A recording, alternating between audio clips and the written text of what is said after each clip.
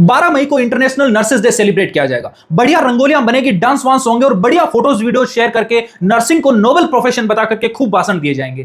जब जब ये ड्रेस पहनते हैं दोस्तों तब हमें जमीन पे बैठना पड़ता है। ये देखो सारी लड़के जमीन पे बैठ। लेकिन बहुत कम लोग आज ये जानते हैं कि इस देश के नर्सिंग स्टूडेंट्स सड़कों पर लाठियां खा रहे हैं, विरोध प्रदर्शन कर रहे हैं और अपने भविष्य के लिए संघर्ष कर रहे हैं। अभी कुछ दिन पहले RIMT कॉलेज जो कि पंजाब में है, वहां के नर्सिंग स्टूडेंट्स ने प्रोटेस्ट किया और वहां हंगामा हुआ।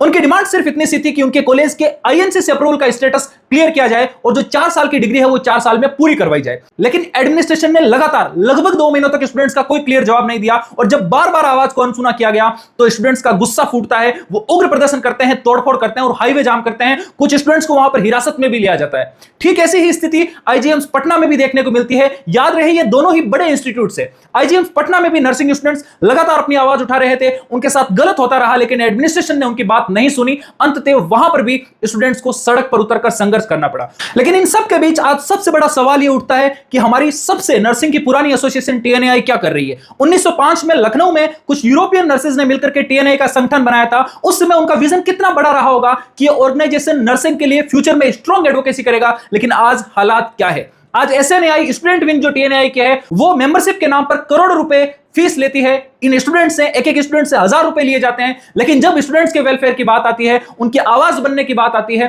तो उनको पता भी नहीं चल रहा होता है कि देश की नर्सिंग में चल क्या रहा है। और अगर स्टूडेंट्स अपने आप से प्रोटेस्ट कर रहे होते हैं तो भी उनका सपोर्ट नहीं किया जाता है। और आज नर्सिंग स्टूडेंट्स के फ्यूचर के लिए उनके मुद्दों पर ग्राउंड पर आपको लड़ाई नहीं लड़नी है तो फिर ये मेंबरशिप क्यों लिया जा रही है? क्या वेलफेयर नर्सेज का इससे हो रहा है? आज TNAI का काम सिर्फ नर्सेज को विदेश भेजना रह गया। 2017 में सरकार के साथ में नर्सेज को विदेश भेजने को लेकर के बाकायदा MOU साइन भी हुआ था। लेकिन देश के अंदर नर्सिंग स्टूडेंट्स और नर्सिंग एजुकेशन सिस्टम के हालात सुधारने के लिए TNAI के द्वारा आखिर क्या बड़ा काम किया गया यह भी बताना चाहिए। और ठीक वही सवाल आज इंडियन नर्सिंग काउंसिल INC से भी है। सरकार 2023 में नेशनल नर्सिंग और मिडवाइफरी कमीशन बिल लेकर के आई थी। क्या वो आज तक NNMC एक्ट पूरी तरीके से लागू हुआ? उसका भी कोई अता पता नहीं है। आज INC ही आधे अधूरे एक्शन में चल रही है। अगर INC अभी भी काम कर रही है तो क्या उसकी रेस्पॉन्सिबिलिटी नहीं बनती कि कॉलेजेस की रिकॉग्निशन और रेगुलेशन को सही तरीके से रेगुलेट करें? आखिर इस देश में नर्सिंग एजुकेशन के ऐसे हालात क्यों हैं? क्यों हजारों स्टूडेंट्स अनसर्टेनिटी में चल रहे हैं? 12 मई सिर्फ सेलिब्रेशन का दिन नहीं होना चाहिए, यह अकाउंटेबिलिटी का दिन भी होना चाहिए। स्टूडेंट्स की लड़ाई जायज है और अगर सिस्टम नहीं बदलता है तो यूं ही प्रोटेस्ट भी चलते रहेंगे और यूं ही नर्सिंग स्टूडेंट सड़कों पर लाठियां खाते रहेंगे। इसलिए जरूरी है कि TNAI और INC को थोड़ी शर्म दिखाते हुए